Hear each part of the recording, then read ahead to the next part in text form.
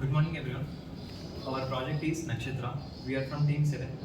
Our team members are Sairam, Karthik, myself Sujan, Snehita, and Maitri. Our problem statement is basically a jammer works by interfering the signals of the targeted device.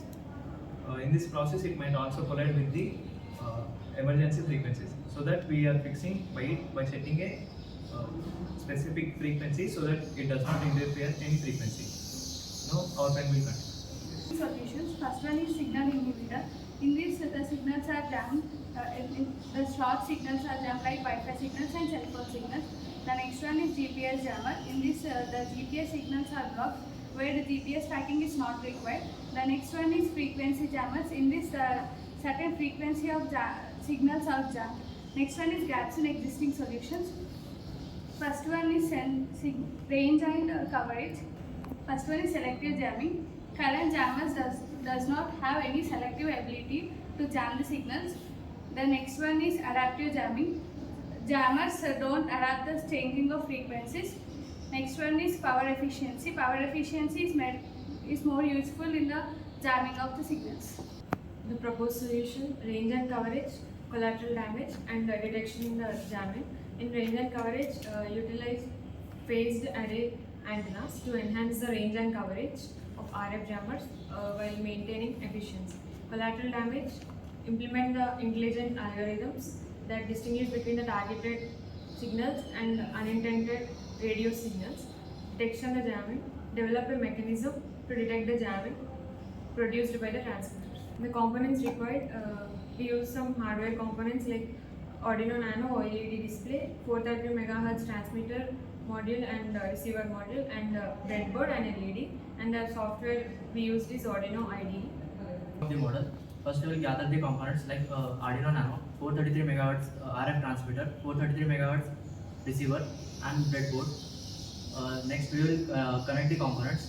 First, we will connect the transmitter data pin to Arduino digital pin 12, and secondly, we will connect transmitter VCC pin to Arduino 5 volts, and transmitter ground to Arduino ground.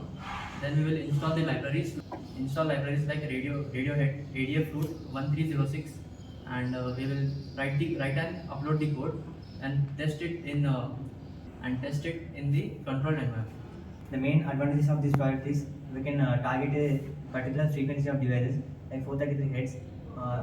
This frequency was used by remote controls and car keys, etc. And we can also use this frequency in security alarms. And we can also have security enhancement.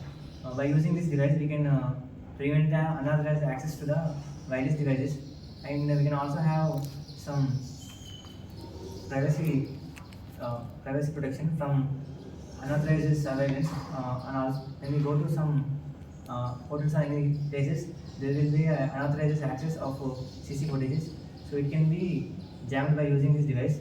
And next, the disadvantages of these projects are it is only have narrow targeting, so it can only target a particular frequency, and it has short range, so it can only cover a particular range, and after that range we cannot jump any devices.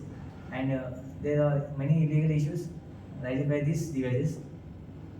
By following the rules and regulations and ethical values, we have made this project at a small frequency.